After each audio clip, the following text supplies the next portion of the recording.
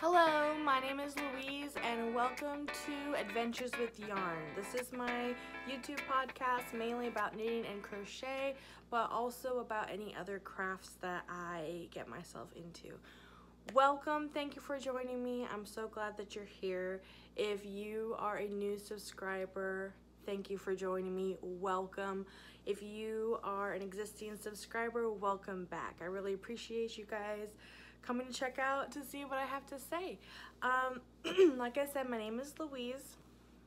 I, by day, work as a nurse in the Pacific Northwest of America in Oregon.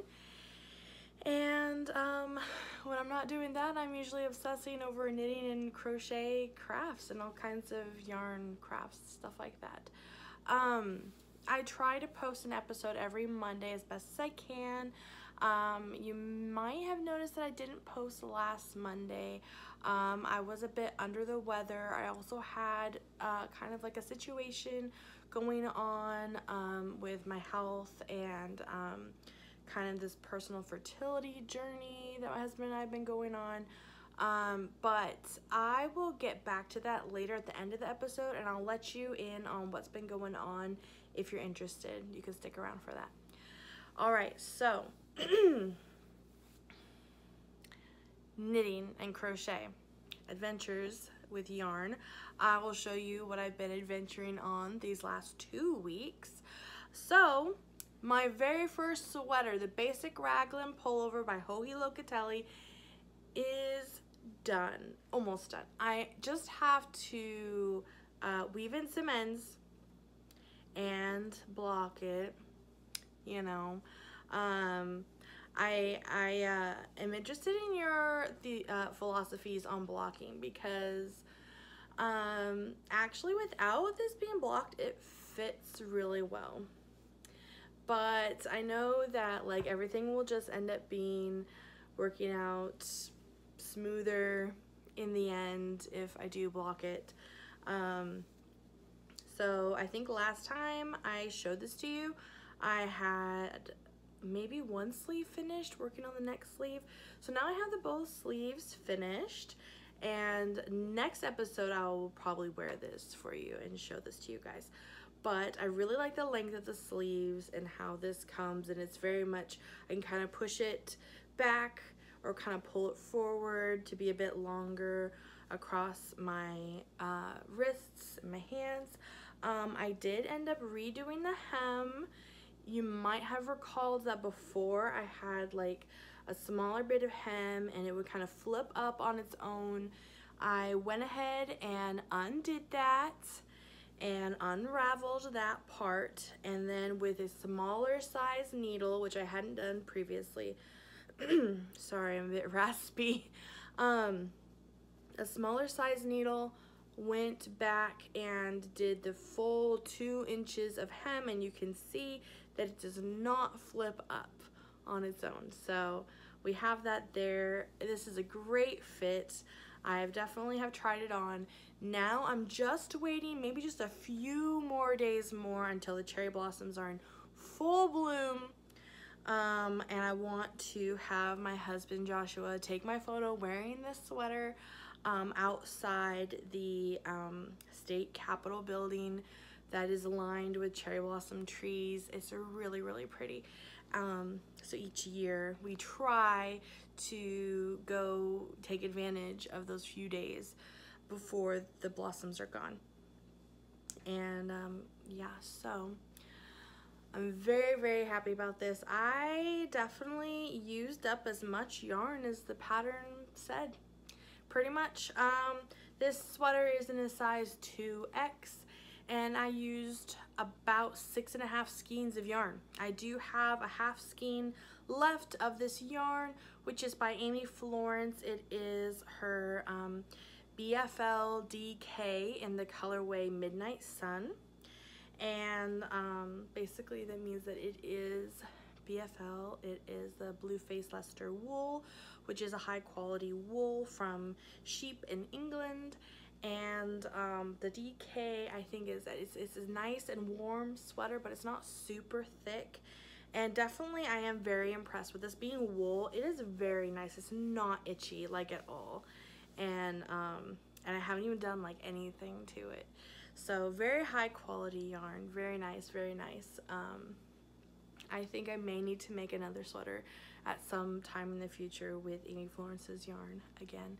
So the Basic Raglan sweater by Joji Locatelli, that's done. Just a few more finishing pieces on that. And oh, I need to decide if I'm going to address that little snagged area. Yeah, I just need to decide. When I wear this sweater, it kind of doesn't seem that noticeable, but I think I'm still on the fence if I want to put effort into fixing it or just leave it be. All right, so the next thing that I've been working on have been my Shell Cottage Socks by Helen of her Curious Handmade, which is part of the Handmade Sock Society. I think that last time I showed you I had one finished sock. Very beautiful. This texture here to look like the seashells of the Shell Cottage. This colorway, I loved this worked out this way. I feel like this colorway makes me think of seashells and just to go perfect with these socks. So this is by Biff Sugar Yarns in her colorway called Beatrix. I do believe it is a merino cashmere nylon.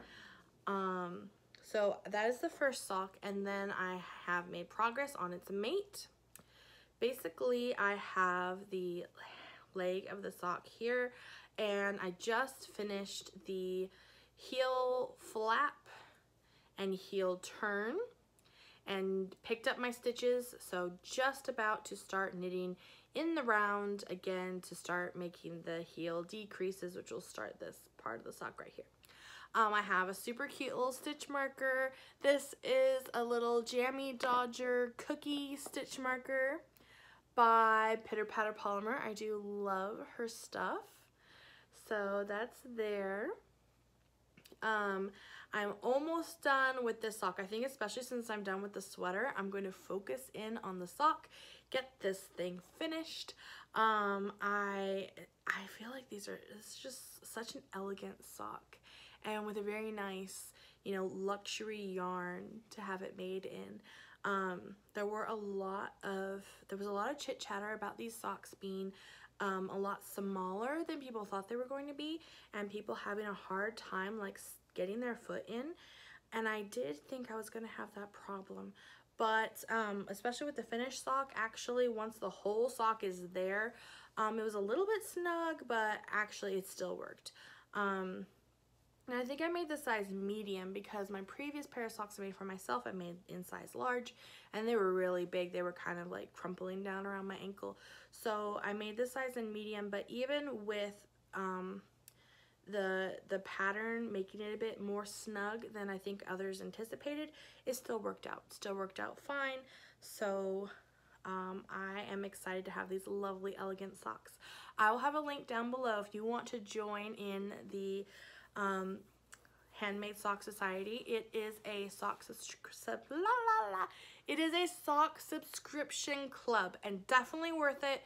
Just a little bit more than 20 American dollars will get you 6 patterns of socks in the span of this year. So far this is the pattern that's out. It was released in February, and the next pattern will be released later on. I want to think like the 11th of this month, which is now April. So I've got a couple more weeks, and it's really fun. Once you you know, you can join this sock subscription club, and then you can go on to the Curious Handmade group on Ravelry. You can show pictures of your socks. You can look at other people's pictures of their socks. You can also like look at what problems other people have come across and the techniques that they've used to solve those problems. All kinds of good stuff. Chitter chatter with all kinds of people that are making the same things. Lots of fun. I really encourage you to join me in doing that. Okay, so hopefully I will have that sock finished by the next time I film. I was thinking, you know, with finishing this sweater, finishing this sock, which I will plan on starting the next sock when it gets released, but I was thinking, I was like, I need to think about what I'm gonna make next. So it is a bit early to start making Christmas presents, but you know, it's never really too early. But I just love gift knitting. I love knitting for people. But I was thinking I should take this opportunity to make some things for myself. I have been eyeing this particular cake of yarn here. This is like a shawl in a cake yarn. This is by Lion brand. Very, very pretty, very, very pretty, sparkly. I think that the time of weather, the time of year is such that the weather, I think, is, you know, it's still a little bit chilly. It's not warm enough to full on wear just a t-shirt usually, still a little bit chilly. But I think a shawl, like I could use like as like a scarf with a t-shirt will be perfect for these like nice cool crisp spring days. So, and I really like the colors here and how they fade from one to the other. So I think that I'm gonna make a shawl. I don't know what pattern I'm gonna use yet, but a shawl slash scarf little neck wrap thing. I think that is what I'm going to make next. So that is on the agenda. I also realized that I kind of been getting a hankering for cross stitching again. It's been a little while since I have cross stitched anything, so I was thinking, I was kind of between two kits that I have. One is this kit by Dimensions. It is just some cute spring flowers in this little mason jar. Here it would be relatively quick and fun, definitely bright and fun. The whole kit with the embroidery hoop is in here, which is really nice, really inviting, and really intrigues me to make that. But it's either between that or getting started on another larger cross stitch project. I haven't really gotten into any larger cross stitch projects since last year when I made the great big elephant and mama elephant, baby elephant for my sister and her baby. But I have kept this in my stash. This is also by Dimensions, which is a very reliable brand of cross stitches, and they make these kits. You don't have everything you need. Basically, the only thing this one doesn't have is a hoop of some kind. So you would need to have an embroidery hoop or plastic hoop that you can get at the craft store. But otherwise, it has the pattern, it has the fabric, it has all the thread that you need. And sorry, the light is, oh, there you go.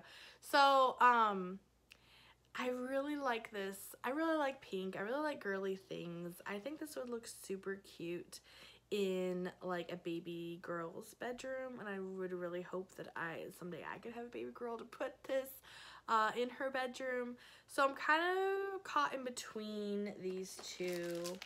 I don't know which one. You know, I very well could do them both. I could just knock this one out, do it, get it done, and then move on to this one, but this is so pretty. It would make me want, I don't know. Tell me in the comments below what you think I should do next. It is wonderful to be stuck between these choices. And those are just a few of my choices, but they definitely have been in my stash. And as you may know, I've been working on busting out my stash using what I have in my stash. So I do have a lot of really great things, so I'm excited to get to use those up. Okay, so that is what's going on right now. Okay, so if you haven't figured this out yet, if you know me in person or if you watch my YouTube channel, I'm gonna go ahead and clue you in to a fact about me, and that is that I am not very good at keeping things secret, especially if I'm like really excited about something. I've been trying really hard to keep this under wraps, but I think that I want to just like release like just a little teaser spoiler just even a hint of a teaser about what I have planned for later this year, more like this summer, late spring, summer, for this summer, yeah. I want to do a sock knit along later this year. Yes. I know that there are people out there that have seen the socks that I've made and they thought, like, oh, I've always wanted to make socks. Oh, that's just intimidating. Maybe someday. Yeah, no. This is the time. This is your time. Do it with me. I'm going to have a theme, which I am not going to tell you what it is yet, but there will be a theme and there will be prizes. There will be a lot of prizes. There will be prizes given out. There are prizes that I have procured myself that fall under the theme of this sock knit along, and there are prizes from other makers on Etsy. I'm so stoked, you guys. I'm so stoked. I'm so stoked to give you this stuff and for us to knit some socks. If you already have knit socks and, you know, and if you would like to join me, yes, please, please do. If you have thought about knitting socks, please, please, please, this is your time. We're going to do some socks together. We're going to use the Ravelry page that I have made up on Ravelry as a kind of a platform to encourage each other and for people to ask questions about their patterns that they got to make socks or techniques or any issues that they're having. Like, we're going to come together in this sock knit along and we're going to support each other and encourage each other and make these socks together. So I'm so excited. I'm so stoked. I really hope you guys will join me. Start thinking about it. Let the, you know, cogs start turning. You know, maybe start thinking, do you have some fingering weight yarn that you'd want to make socks out of? Or, you know, or you could wait till I announce the theme of the sock knit along and then decide which kind of yarn you want to use. But I'm so stoked. I already have some prizes. I have some more prizes on the way. I am in contact with makers on Etsy that make bags, that make stitch markers, and just some really exciting stuff going on. So this is going to be, it's going to start late May, and I may or may not let some more information slip in the meantime, but look forward to hearing more about that in the future. I'm super stoked. Okay, so that is going to be the crafting section of this podcast. I will now move on to a little bit more personal information. So if you're only here for the crafting and knitting, awesome. I will see you next time. Thank you for tuning in. If you are interested in what's been going on, I'm going to let you in on a few things. So I have mentioned in the past that my husband and I are on this fertility journey. So basically, just we've been trying to get pregnant for 2.5 years now. We've been seeking medical care for about the last 1.5 years. There are different types of infertility, male factor, female factor. So basically that is from which origin the infertility is. Obviously it takes two to make a baby. So is it that the male's having problems or is it the female's having problems? Well, in our case, we're actually looking at both. We both have infertility issues. So after figuring this out over a course of, you know, a while, trying this, trying that, talking to the doctor, try this, try that, check this, check that, we ended up both, my husband and I, being on medication for fertility. And, you know, figuring out which doses we needed, doing some more checks, blood work, lab work, blah, blah, blah. And then ended up finding the right medication for both of us to where we were both in a good place that we should have been able to get pregnant. And so at that point, after we both, you know, been medicated, at that point, the specialist, you know, says, okay, well, now go forth and prosper. I mean, you know, go forth and multiply. Basically, now that we've, you know, set everything how it should be. Go ahead and try as long as you want, and then come back and we'll look at the next steps. So we told ourselves, you know, okay, so we finally gotten to that point. Well, let's try 9 months, because if we come back, we are probably going to have to go through the rigmarole of getting referrals and waiting to see somebody, the next specialist or whatever, so it'll probably be more like a year. So let's give it a good year of trying before we go on to the next steps. Next steps being further than medication, more like treatments, fertility treatments. So that was where we were at, and it was causing me a bit of stress because I really didn't want to move on to the next treatments. In some states, fertility treatments are covered by insurance, but not in the state of Oregon. So anything that falls directly under infertility is going to have to be paid for out of pocket, and it's not exactly cheap. As when you're looking at in vitro and something called IUI, which is intrauterine insemination. So basically the difference between those two, one is a lot of money. In vitro is real expensive.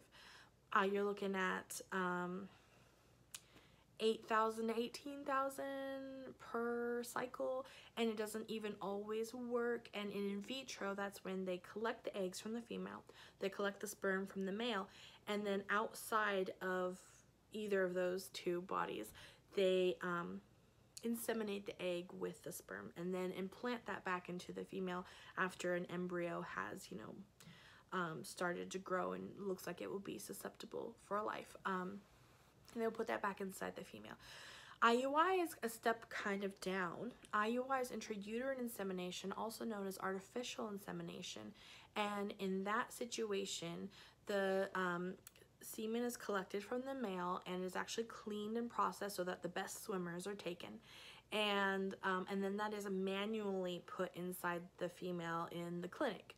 And so it's minimally invasive. It's kind of, I mean, to put it in a way, you could kind of say it's like take a turkey baster and just stick them on, squirt it on up there in the female.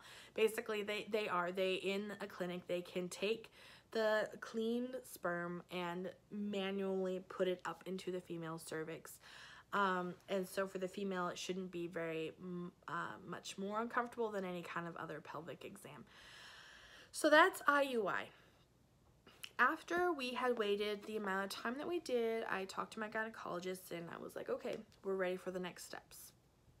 Are we, and you know, what are they? And my gynecologist suggested, okay, let's start looking at IUI. What I would do is I would put you back on certain medications to make sure that you ovulate, have you take an ovulation test at home, like predictor test.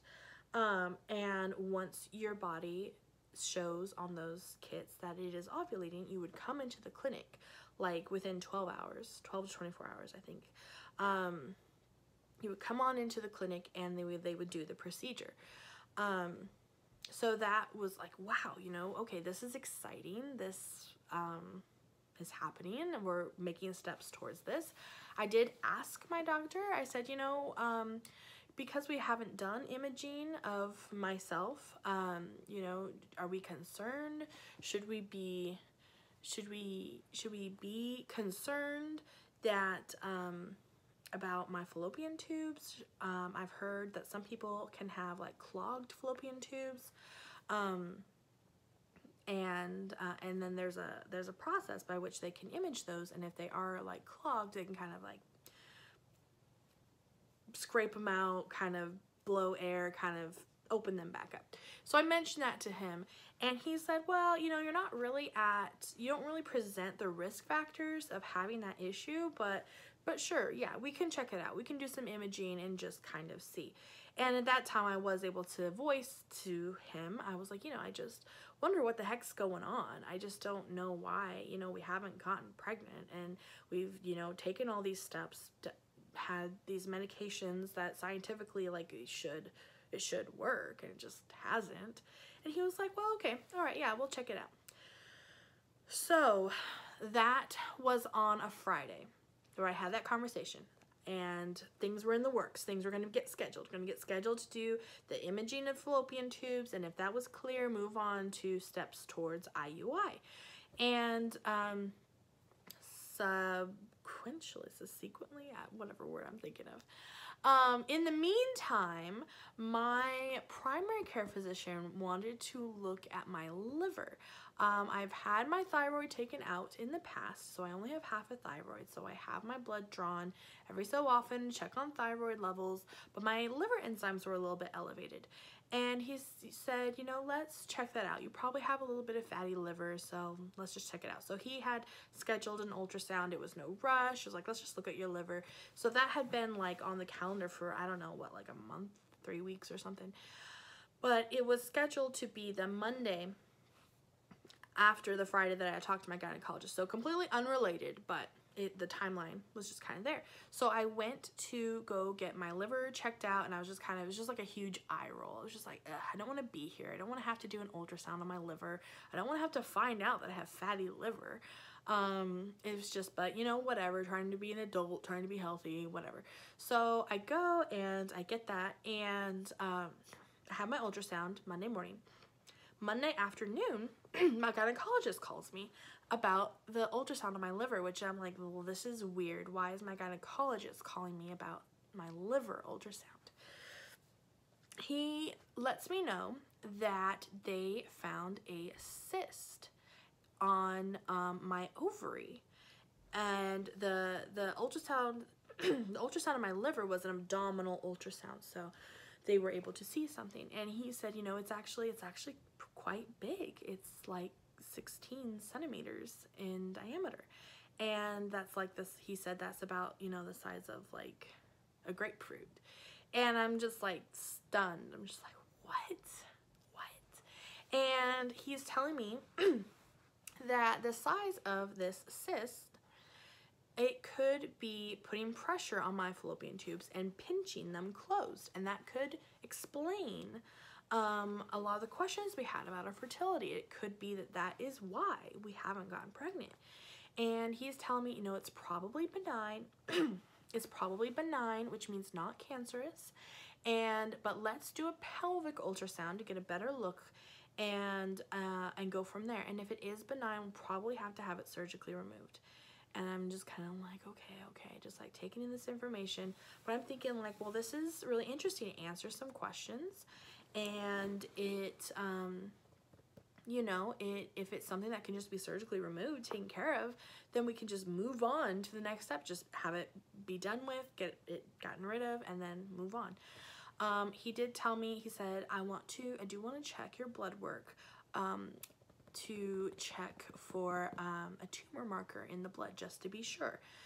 So this blood work is called CA-125, and there's actually controversy about how effective it is to be used in screening for cancer, because in some cases it can be elevated, or it can be mildly elevated due to other reasons besides cancer, like menstruating or endometriosis or other things like that. And in some cases, it sounds like in some cases of people having cancer, sometimes it doesn't get elevated. Anyway, so he told me he was going to order that blood work and do a pelvic ultrasound. So we go and we get the blood work done. It is mildly elevated, to which I kind of freak out, lose my cool a bit. But like I said, research showing that it can be mildly elevated in some cases, endometriosis or other things like that. We have the pelvic ultrasound, and it gives us some more information. It shows us that the cyst is a little bit bigger than even they thought before, that more like 18 centimeters in diameter instead of 16. And it's fluid filled, and my gynecologist thinks that it might be an endometrioma. So he is telling me it's probably still benign. I still think it's benign, but based on the size of it and the elevated blood work, I want to get a second opinion before I just take it out. I want to consult with an oncologist. If you're unfamiliar, an oncologist is a cancer doctor. So just like, okay, wow, okay, and just kind of take this in. All right. Basically, then I get referred to a cancer specialist that can't see me for a little while. They can, I think it was like about a week and a half from when I got a hold of them. So basically, just kind of wait and see what that doctor has to say. And if they think it's still benign, we'll talk about whether or not we're going to have it taken out surgically. So in this meantime, I had done some research that I just kind of mentioned, but it got to kind of a point where, especially from the results, sorry, and then I had a CAT scan too. Once the, well, after I got referred to the oncologist, they ordered a CAT scan. The CAT scan gave more details. Details about how the structure of the cyst, and basically though it didn't give me the answers based on my knowledge as a nurse. And I'm not a cancer nurse, I'm just a surgical nurse. But based on my knowledge and knowledge that I could find on Google, it kind of was leading to more questions than answering my questions. And so basically I've now decided to just stop the research. We're just going to wait until we see the oncologist to kind of figure out the plan, what's going on next, because if I think about it too much, I'm just getting anxious and worrisome.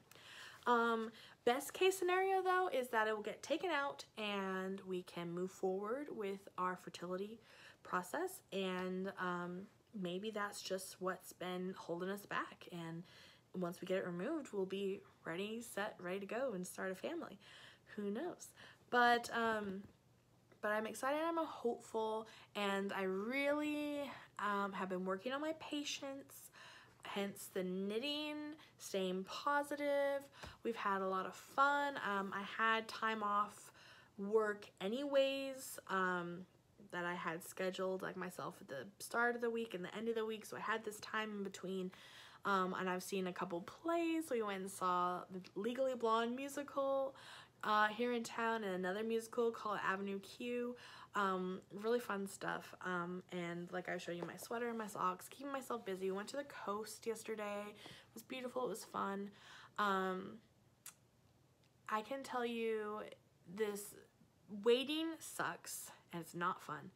But being in the present moment, enjoying what you have and enjoying what's going on right now and enjoying the beauty of the world around you, like in the present moment, really does help bring about this sense of peace. I can show you what might not bring about a sense of peace, but I decided to do this anyways. I decided to make a ball of yarn in the size of my cyst. I did have some friends joke around saying like, oh, I know what's in there. It's just yarn. It's just a ball of yarn. Because I'm so yarny obsessed. So with a sphere with an 18-centimeter diameter, ends up looking about like this. I hope this might be a little bit distorted. I am a pretty heavy set person, but it is kind of mind-blowing to think that this is inside of me. I mean, I definitely carry my weight in the middle anyways, but yeah, I mean, maybe if it's, I don't know, it just seems a little bit hard to believe. But, and I don't know, maybe the angles of this camera might have this a bit distorted in a way, but, so this is my ball of yarn that is the size of my cyst. But guess what? I have made this ball of yarn with some very special yarn that is to be used for me, on me. So my goal is, when I am done with this cyst, when I get it gotten rid of, when we get rid of it, I'm going to start using up the yarn here and making projects for myself.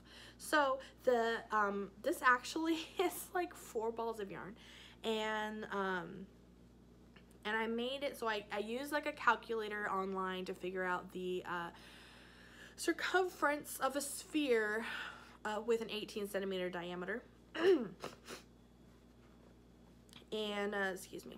Oh, I forgot to mention that in the midst of learning about all of this stuff, I think my stress level rose and my immunities lowered, and I got sick. I'm not feeling so good. So I'm just basically recovering from that now, hence the congestion, raspy voice, that kind of thing. But anyways, back to this yarn bowl. So there are 4 different yarns, 4 different balls of yarn in this thing. We'll start from the outermost. So the outermost is another shawl and a cake by Lion Brand. It's really nice and bright, and I'm excited to make myself a scarf or shawl with that when the time comes. And it's it fades from one color to the next, so it starts with this orangey, then to a yellow, to a white, to like a teal, so that's a lot of fun. After that is my ball of Noro yarn, which is like the cotton silk blend. I made some hats like that for Christmas for my sisters, so it's time, you know, it'll be time for me to make my own for myself. After that is another shawl in a cake of like a gray sparkly glittery yarn that's really, really pretty. And then after that is a very special pretty yarn. It is by Madeline Tosh. It is a copper pink with hollow glitter, like holographic glitter on it. It's really, really pretty. So that will be my surprises to myself once we get this gotten rid of. Also, depending on the kind of surgery that they may do, if they decide that they are going to take it out, you know, I will have some recovery time to be hanging out, laying low, and so I'll have time to knit on this stuff. Basically, it will depend. If they do a laparoscopic surgery, I'll have a much faster recovery time. You're looking at more like a week to 10 days after surgery. And a laparoscopic surgery is where they put the puncture holes in you to then put in the instruments and get rid of whatever they do. There's a chance they might want to do an open procedure where instead of the puncture holes, they do more of a line across so that they can, you know, take out the cyst. Basically, I think we're consulting the oncologist because we want to find out, is this something we should be concerned about? Can my gynecologist go in there? Can he just go in there and puncture it, suction out the fluid, take it out? Or does he need to worry about anything inside potentially being cancerous and spilling into my body? And in that case, maybe an open procedure, possibly to get to have it gotten rid of. Anyways, but I'm going to post this video today, which is Monday. I'm seeing the oncologist on Thursday. I should have some more answers. In the meantime, just trying to hang out, enjoy life, enjoy what I have. I mean, that sounds grim, jeez. But I am trying to distract myself from being impatient and having to wait. But, you know, there are a lot of really great things to do and enjoy. Like I said, those shows and the coast and hanging out with friends and family and my crafting. So it's gonna be okay. It's okay. All right, well, gracious, if you stuck around this long, I thank you and I'm sorry. I hope that you guys have a really good week. I hope to let you know more as I know more. I hope that you guys all take care, enjoy your crafting, and let me know what you're crafting and working on. Think about that sock knit along. If you want to come knit some socks with me, I definitely will be giving away some really fun prizes. So, all right, thank you so much. If you haven't subscribed already, feel free, hit the thumbs up button and subscribe, and in that way you can be kept informed of each new episode that I put out. All right, guys, thank you so much again. Have a good week. I'll see you next time. Bye.